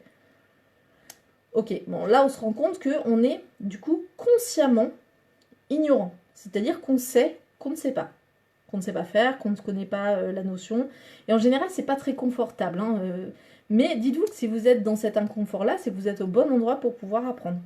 Donc ça en général, et j'espère que vous êtes dans cette étape-là quand vous allez dans un cours, par exemple. C'est-à-dire que vous passez du fait que vous saviez pas jusqu'au moment où le prof dit une notion, et là vous vous rendez compte que oh là là, vous la saviez pas avant. Et là, c'est super agréable à vivre aussi parce que c'est à ce moment-là où votre cerveau va se mettre en mode apprentissage. Du coup, vos sens vont se développer, vous allez être plus attentif, vous allez avoir les yeux écarquillés histoire de gober un peu plus d'informations sur ce truc-là. Et vous allez être vraiment en mode attention à ce moment-là. Et du coup, à un moment donné, à force de vous stimuler et d'être en présence d'une façon d'apprendre, après vous passez à l'étape où vous avez appris et vous êtes en mode consciemment sachant. Par exemple, vous venez d'apprendre à faire vos lacets et vous le répétez à tout le monde. Ouais, je sais faire mes lacets. Ouais, c'est trop bien. Il y a votre mère qui vous applaudit. Bref, il y a vraiment un truc où vous passez par une phase hyper valorisante où vous savez que vous savez. Et là, en tant qu'étudiant, vous allez peut-être traverser une phase comme ça, quand vous allez avoir votre diplôme, vous allez vous dire waouh, j'ai appris, je sais ça, je sais ça, je sais ça, et c'est cool. En fait, c'est hyper agréable à vivre. C'est important de vivre ces instants-là. Il y a des étudiants qui font un peu l'impasse de se congratuler et de valider tout ce qu'ils savent à ce moment-là. Ils valident généralement que la note, mais ils valident pas forcément les savoirs qui sont derrière. C'est un peu dommage. Mais en tout cas, il y a vraiment cette notion où à un moment donné, vous savez que vous savez. Et ça, c'est vraiment hyper important. Et puis, à un moment donné, vous allez tellement savoir que vous allez repasser dans la 4e phase, qui est la phase où vous ne savez plus que vous savez. C'est-à-dire le fait que vous savez faire vos lacets, là, vous en prenez conscience quand je vous le dis. Parce que vous saviez que vous saviez faire vos lacets, mais vous n'aviez pas ça en mode conscient toute la journée, parce qu'il y a plein de moments où vous n'en avez rien à faire. Ça n'a aucun intérêt. Donc là, encore une fois, c'est le travail de votre cerveau de mettre ça en mode pas important. Et du coup, à un moment donné, donc, vous devenez même un expert de ce truc-là, vous savez tellement faire que c'est même plus une question, c'est même plus une compétence, c'est même plus, vous avez même plus conscience en fait de savoir faire tout ça. Et c'est quand on a travaillé sur la confiance en soi, je vous ai parlé justement de ça, je vous ai parlé de toutes les choses que vous savez faire et que vous ne savez même plus que vous savez faire. Et c'est un nombre incalculable. Encore une fois, entre le bébé que vous étiez au début et aujourd'hui, le nombre de choses que vous ne savez pas que vous savez faire ou que vous ne savez plus que vous savez faire, c'est énorme, c'est énorme. Vous êtes des experts dans plein de domaines sans même le savoir. Vous êtes des experts de la parole, vous êtes des experts je sais pas, des jeux vidéo peut-être, vous êtes peut-être des experts sur une série, sur un domaine de connaissances, sur un domaine de compétences, vous savez marcher, vous savez écrire, vous savez faire plein de choses. En fait, votre cerveau est hyper myélinisé déjà. En fait, il y a déjà plein de neurones et plein d'autoroutes. En fait, vous avez déjà un circuit autoroutier dans votre tête qui est quand même hyper chouette, tout en gardant, vu votre âge, une certaine flexibilité. Et donc ça, c'est génial. C'est-à-dire que vous allez pouvoir continuer à créer des nouveaux sillons, ça va être vraiment top. Donc, dites-vous que vous allez passer forcément par ces 4 phases et à un moment donné, vous allez repasser sur la même thématique, sur le fait d'être inconsciemment ignorant. C'est-à-dire, par exemple, ok, j'avais appris à faire mes lacets, et j'avais même oublié que je savais faire mes lacets, et l'autre jour, je tombe sur YouTube, sur une vidéo, sur une nana qui fait des lacets d'une manière particulière. Ok, en fait, je savais faire mes lacets, mais je savais pas que je pouvais les faire comme ça. Avec des croisements, avec des nœuds au milieu, enfin, un truc de ouf. Et du coup, je passe d'inconsciemment ignorant de cette capacité-là à consciemment ignorante. Ah ben zut, moi je sais pas faire. En plus, ma fille m'a demandé de lui faire pour ses chaussures. Et là, je me dis, ah zut, ça je sais pas faire, comment je fais? Donc inconfort. Et là, on retourne sur une boucle. Et en fait, c'est comme ça qu'on peut empiler des niveaux de compétences sur une seule et même notion. Donc j'ai vu que Soumaya nous avait... Merci pour cette phrase, trompez-vous. Voilà ce qui me réconciliera peut-être avec la peinture. Je l'ai pensé, mais je n'ai jamais mis en pratique cette notion que j'ai le droit de faire des choses moches. En fait, c'est même pas que tu as le droit de faire des choses moches, c'est que tu es obligé de faire des choses moches. À un moment donné, enfin, ça serait même pas juste. Imagine, tu commences à faire de la peinture et tout est beau, tout est magnifique. Bah, franchement, ça serait pas cool pour les autres. Donc, trompe-toi. Et en plus, ce qui est moche pour toi ne sera pas forcément moche pour quelqu'un d'autre. Ça serait pas le premier cas où tu fais un truc raté pour toi, à ton point de vue, surtout en peinture, c'est hyper fréquent, et qu'il y a quelqu'un qui arrive, qui va dire « Oh là là, mais quel chef-d'œuvre, et c'est magnifique !» et qui va te vendre ça des millions d'euros. Donc oui, Soumaya, s'il te plaît, ne prive pas le milieu artistique de tes peintures. Fais des trucs moches à tes yeux, ce que tu veux, mais fais. Fais. Et c'est en faisant que tu vas devenir plus technique, c'est en faisant que tu vas devenir plus précise. Voilà, donc fais. Dans tous les cas, il faut passer par de l'expérimentation. Tant que c'est dans votre tête, ça ne sert à rien. Il faut que ça passe dans le réel. Et c'est hyper important. Tu vois, tu as plein de gens qui t'ont mis des petits cœurs et des petits likes. Donc c'est de l'encouragement. Donc Soumaya, on compte sur toi pour honorer le milieu de l'art de tes peintures. Encore une fois, peut-être que tu trouveras ça moche, peut-être que d'autres trouveront ça moche, mais on s'en fiche parce que tu auras vécu cette expérience, tu auras vécu, tu auras myélinisé ton cerveau, tu auras créé des nouvelles dendrites neuronales qui partiront partout et tu auras fait du bien à ton cerveau, à ton expérience.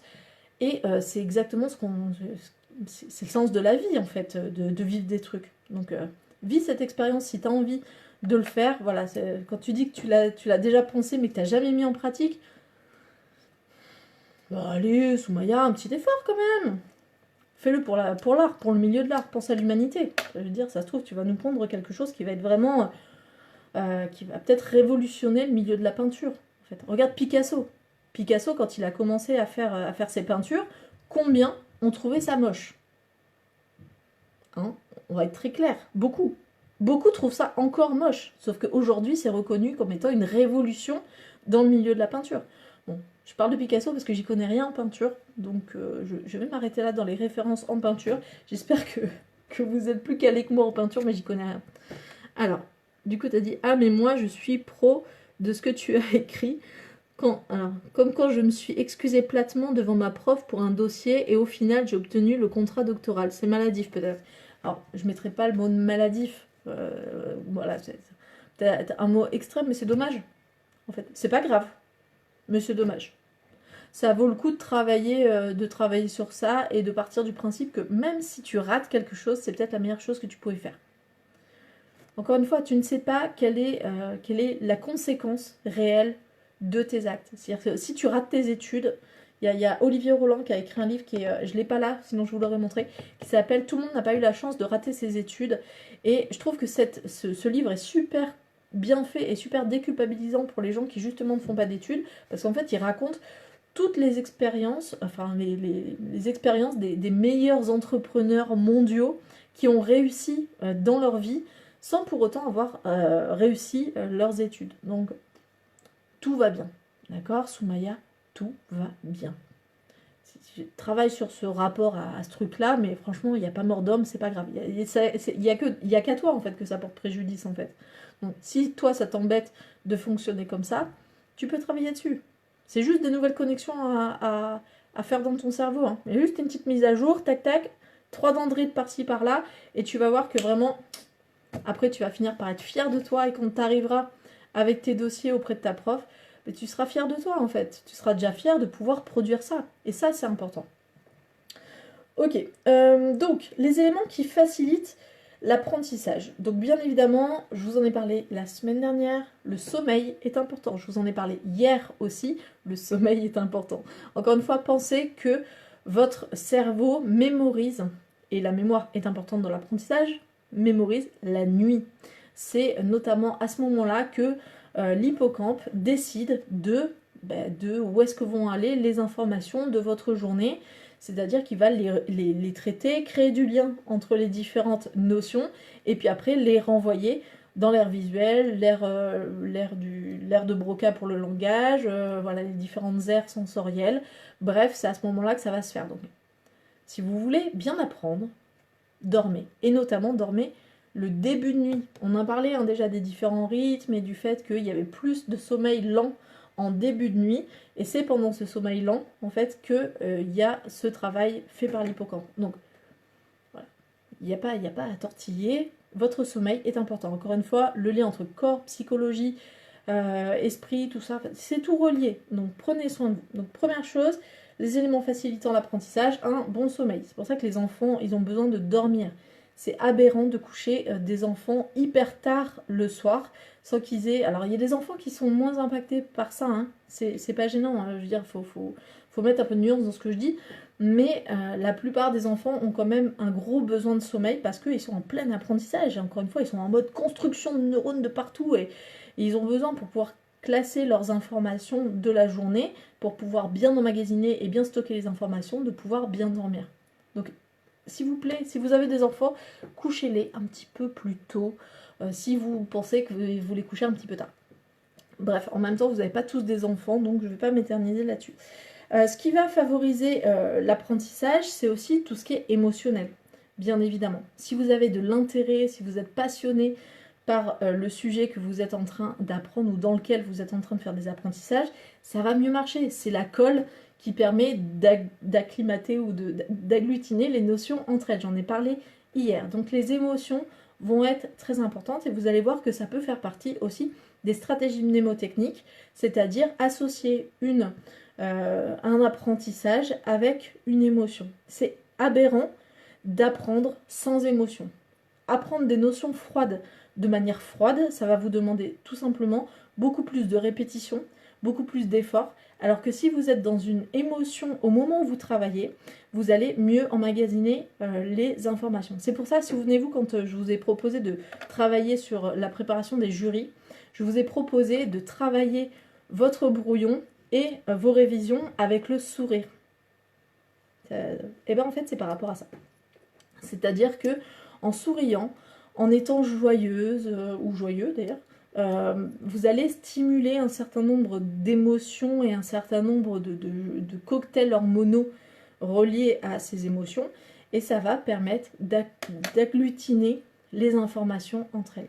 La peur est aussi une émotion, effectivement. Vous pouvez aussi vous mettre en stress pour apprendre, et c'est pour ça que d'ailleurs il y a des parents qui disent oui, mais la seule manière qu'il a de se concentrer et d'apprendre, c'est quand je lui mets bien la pression, et du coup, tant que je le menace pas, il travaille pas. Ok, bah effectivement, ça veut dire qu'il a besoin d'émotions pour pouvoir apprendre. Mais la peur, encore une fois, si le niveau est trop élevé, et ben en fait, ça va créer du stress, et le stress bloque le stockage des informations, ou en tout cas ne le facilite pas. Donc la peur, pourquoi pas, un petit peu, ok, mais il ne faut pas que ça génère du stress. Peur, oui, stress, non. Et très souvent, la peur est génératrice de stress quand elle est élevée, mais tout comme toute émotion peut être génératrice de stress si elle est trop élevée. Quand on est trop heureux, et ben des fois ça nous stresse. En fait, ça arrive. Tellement heureux qu'on ça me dépasse, j'en peux plus. Ça arrive des fois au mariage ou des grands événements comme ça où les personnes tombent dans les pommes parce que leur cerveau a juste collapsé parce qu'il y avait trop d'émotions et donc trop de stress. Ok, donc n'hésitez pas à vous mettre dans une bonne ambiance de travail quand vous voulez travailler, des ambiances plutôt joyeuses, des ambiances plutôt sereines, des ambiances de confiance en vous, des ambiances, voyez des choses un peu comme ça où vous pensez à des choses agréables et hop, vous allez travailler et à ce moment-là, c'est un peu comme si vous prépariez votre glu en fait.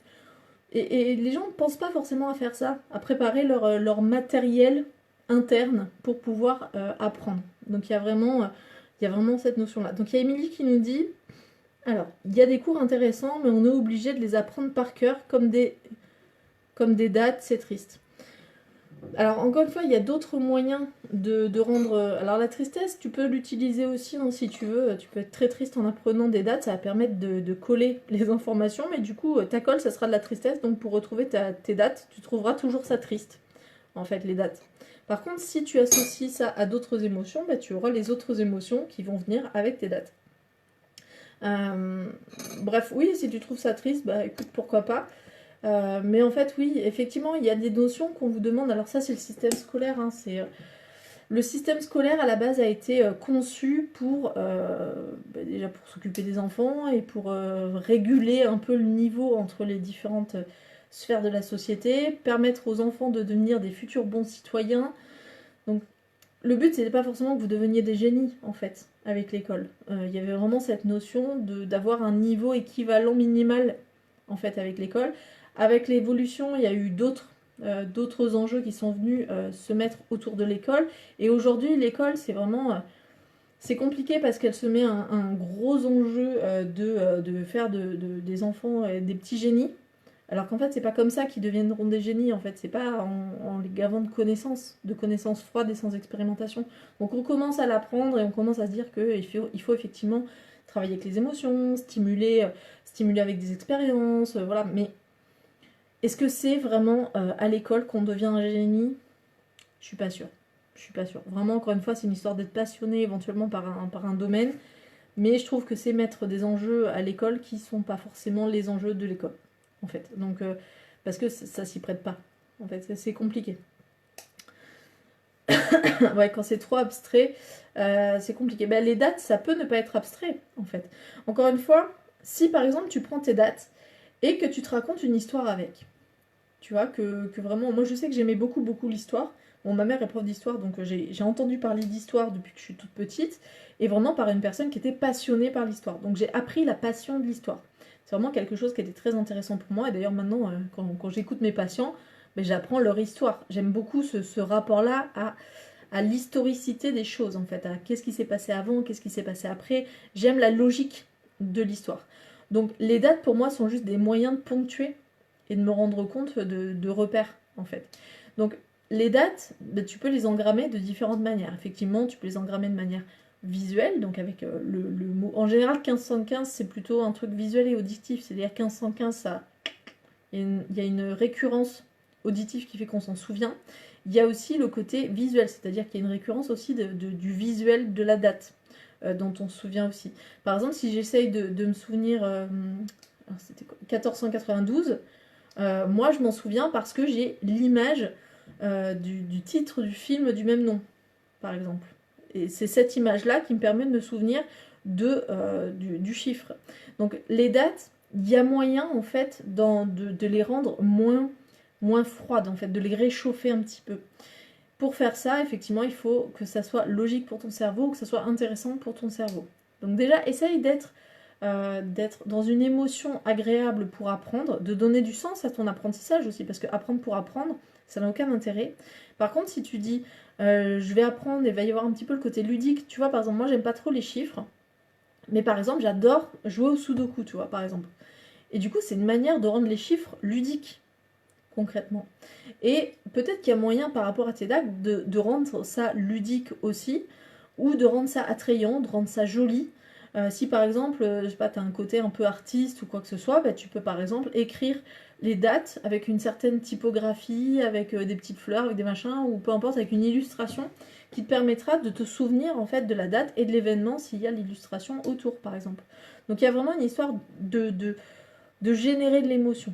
Après, pour le coup, quand c'est du bachotage pour recracher de manière vraiment voilà, en mode recrachage de cours comme on peut avoir dans certaines disciplines, dis-toi que l'intérêt c'est vraiment le formatage de ton cerveau. C'est pas forcément que tu te souviennes de toutes les notions, parce que les notions, en fait, quand tu seras professionnel, tu pourras les retrouver. Par exemple, moi, en tant que psychologue, j'ai appris un certain nombre de notions par cœur dans mes études, notamment les notions de psychopathologie ou des choses comme ça, ou de l'histoire de la psychologie. Aujourd'hui, je ne m'en souviens pas parce que concrètement, vu que je m'en suis pas servi, mon cerveau a jugé que c'était pas vraiment important de garder ces réseaux-là actifs. Donc, il les a un petit peu mis en comme ça. Je crois qu'il y en a 2-3 quand même qu'il a gardé comme ça. Mais par contre, je sais aujourd'hui que ces informations existent. Et c'est ça qui est important. Je sais que ces informations existent, je sais où aller les chercher. Et du coup, bah, je peux les retrouver. Encore une fois, le problème n'est pas l'information, concrètement. Le problème, c'est de formater le cerveau et de savoir quelles sont les informations qui existent de manière à pouvoir aller les chercher plus tard. Alors, en phonétique d'ancien français, on avait beaucoup de dates en brut, donc je faisais que les répéter pour les apprendre. En fait, si tu es auditive, les répéter pour les apprendre, ça peut être une bonne idée, effectivement. Un phonétique d'ancien français, ouais. De toute façon, si tu étais en phonétique d'ancien français, concrètement, tu étais sur de l'apprentissage auditif.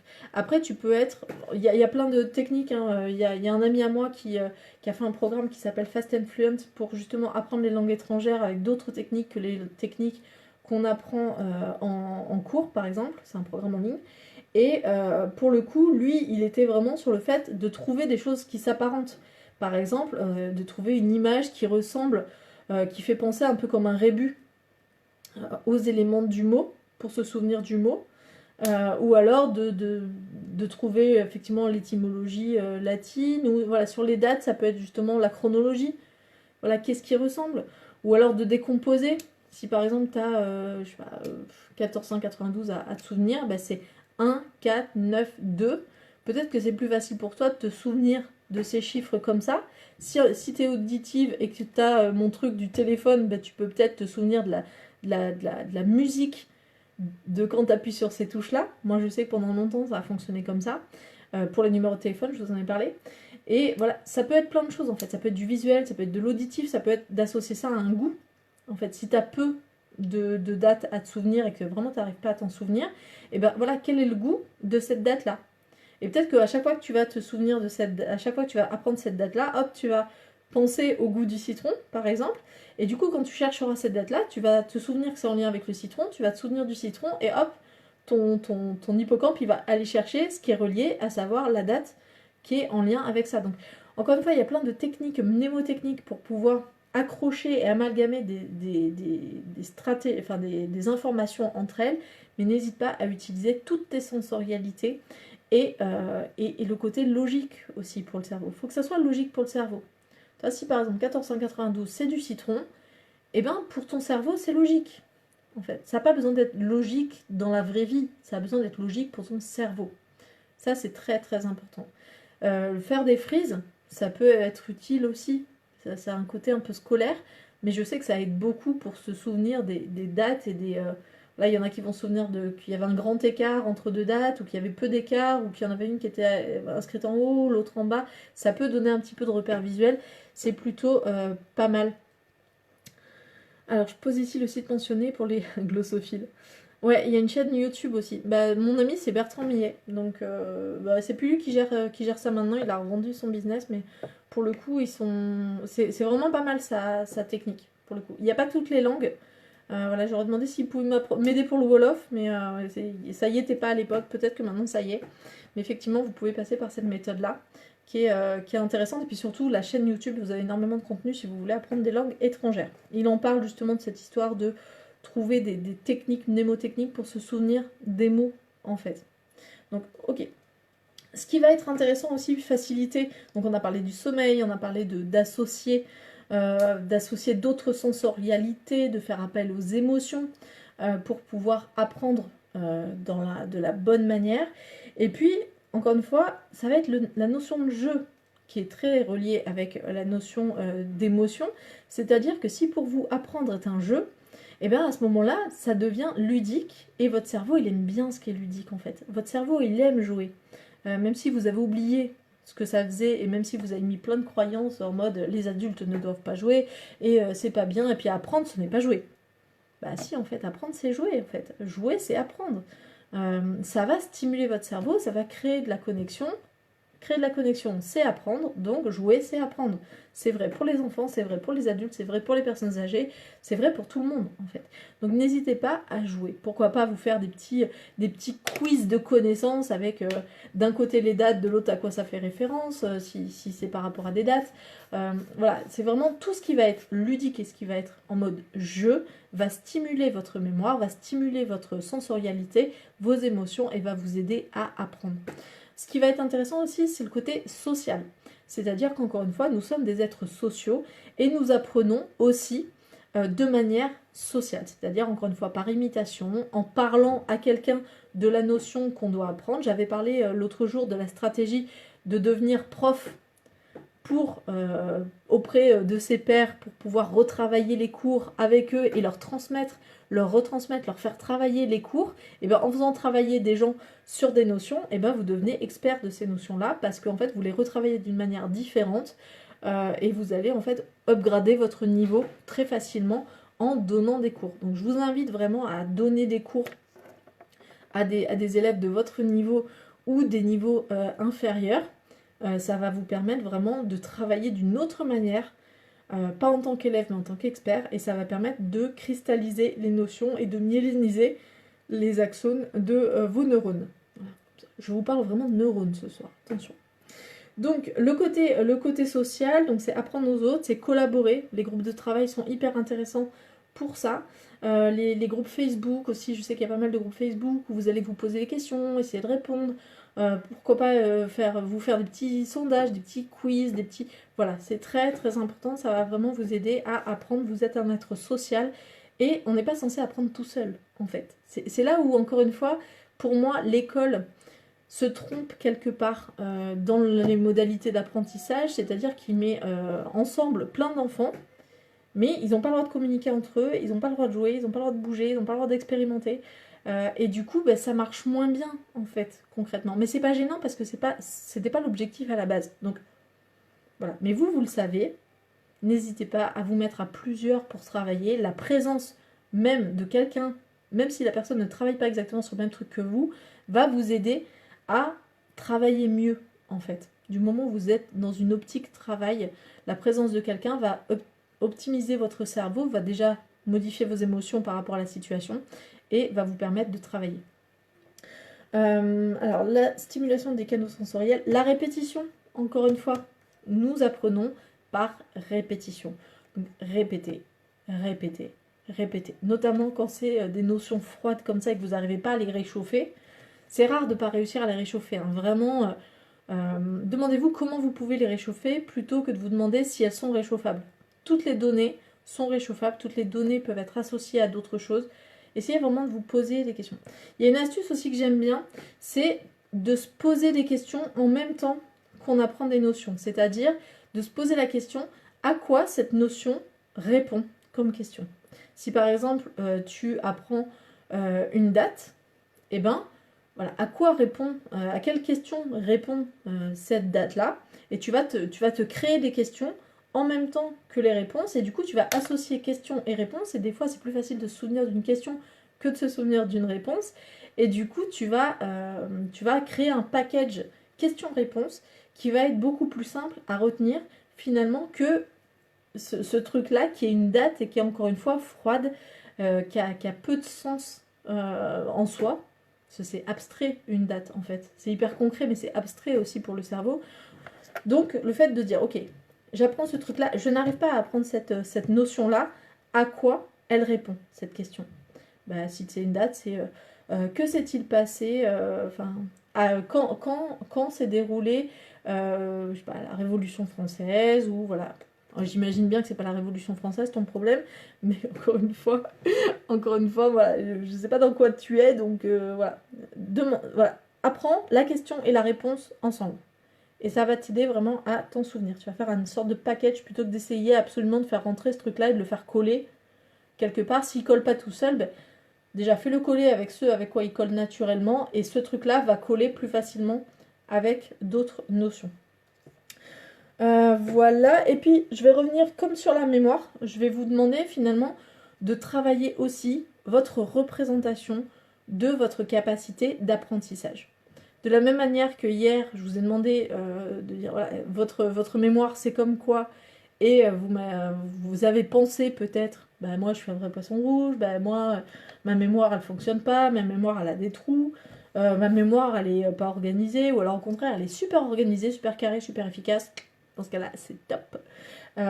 Mais voilà, de la même manière, je vais vous amener vraiment à vous poser la question, votre mémoire, enfin votre capacité d'apprentissage, vous en pensez quoi? Est-ce que vous pensez que vous êtes une personne qui apprend facilement, qui apprend difficilement, qui n'a pas de capacité d'apprendre, ou au contraire, qui a appris peu de choses ou beaucoup de choses? Donc demandez-vous ce que vous vous racontez à vous-même par rapport à votre mémoire, et si cette croyance-là, ou si cet ensemble de croyances est plutôt facilitateur, ou si c'est plutôt un frein. Si c'est un frein, travaillez d'abord sur ça.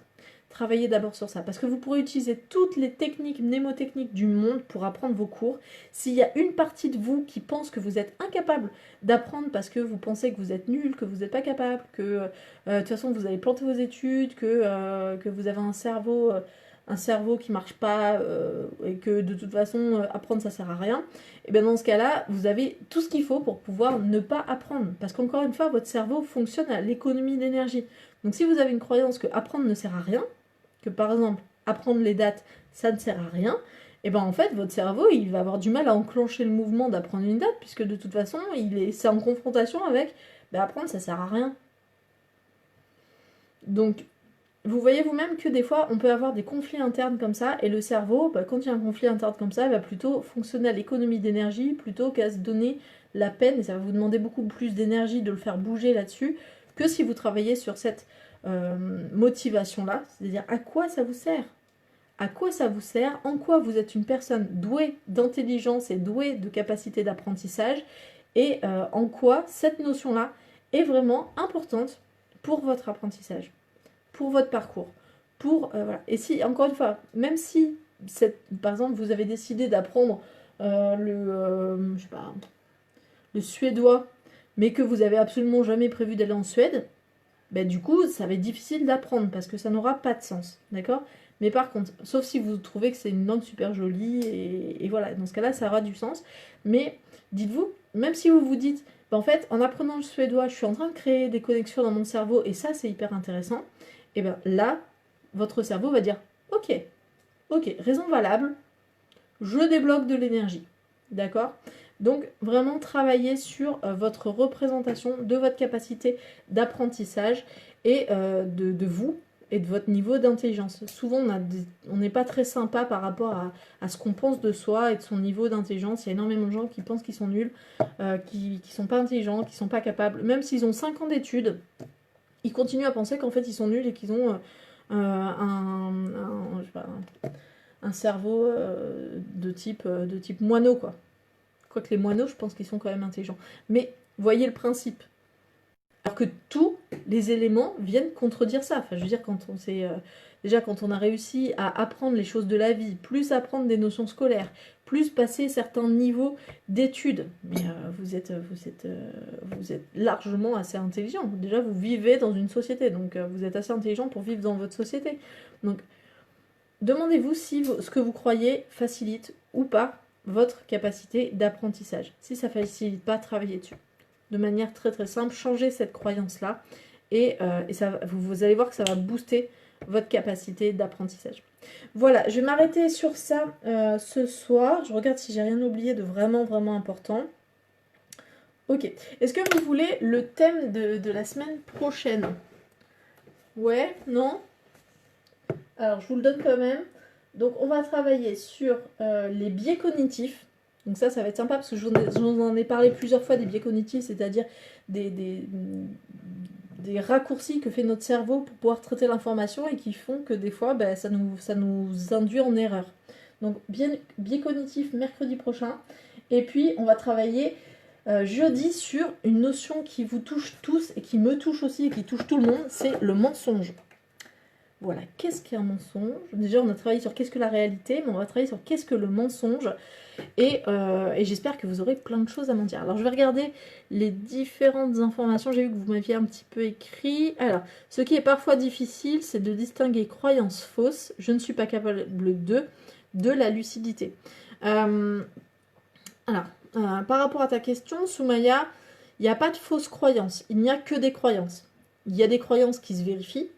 Et il y a des croyances qui ne se vérifient pas, pour lesquelles on n'a pas de preuves. Mais il n'y a pas de fausses croyances. C'est une fausse croyance que de penser qu'il y a des fausses croyances. À mon sens, il n'y a que des croyances. Et quand tu dis « je ne suis pas capable de », si c'est assez précis, tu peux le préciser encore. C'est-à-dire que si par exemple tu n'es pas capable de voler, jusqu'à preuve du contraire, tu n'es pas capable de voler. Ça ne veut pas dire que dans l'absolu, tu ne serais pas capable. Mais, parce qu'en fait, on n'en sait rien. Peut-être que demain, on va inventer un système qui va te permettre d'être capable. Donc, techniquement, tu étais peut-être capable. Donc, en tout cas, en rêve, tu es capable de voler, par exemple. Donc, c'est pas vrai dans l'absolu. Donc, je ne suis pas capable de, ça peut très facilement se transformer en je ne suis pas encore capable de. Ou alors, je ne suis pas encore suffisamment capable de. Ce qui va finalement réduire l'écart entre ce que tu veux atteindre et ton état actuel. Le principe, c'est pas de se dire je suis capable de tout. Parce que ça peut être une croyance qui, pour le coup, peut être bloquante aussi. Parce que si tu penses que tu sais tout, du coup, pour apprendre, ça va être compliqué. Ton cerveau, pareil, il va se mettre en mode « Ouais, mais on sait déjà ça. Du coup, on va pas apprendre. » En fait, tu vois, tout à l'heure, je parlais il faut être consciemment ignorant, suffisamment pour pouvoir apprendre. Donc, mets juste de la nuance si tu es dans cette croyance « Je ne suis pas capable de », nuance-le juste suffisamment pour pouvoir te permettre d'être suffisamment ignorante pour pouvoir passer dans de l'apprentissage, mais suffisamment sachante pour pouvoir coller ces notions sur des notions qui sont proches et que tu connais et sur lesquelles tu maîtrises. Voilà. Alors, vous voyez le principe je vois parfaitement. Ok. Alors, concernant la mémoire pour le live d'hier, ma sœur a commencé un livre hier et elle m'a dit qu'il avait un titre long et drôle. Donc je lui ai sorti le titre alors que je ne l'ai pas lu et ça faisait longtemps que je n'en avais pas entendu parler. Ma sœur n'en revenait pas. Ah! Ma sœur a commencé un livre hier. Alors j'ai pas tout compris, mais du coup t'as eu un flashback ou un accès de ta mémoire à une information et toi-même t'en as été étonné. Oui, en fait, en gros, dès qu'on travaille sur la mémoire, ça a deux effets. Faciliter l'accès à la mémoire, parce que de toute façon, on a travaillé sur la mémoire et je vous ai balancé plein de suggestions comme quoi elle fonctionnait bien et que vous aviez accès à énormément d'informations et tout ça. Donc, j'ai fait un certain nombre de suggestions qui sont des suggestions facilitatrices pour votre mémoire. Dans tous les cas, c'est des techniques qu'on peut faire de la suggestion, c'est ce qu'on utilise en hypnose.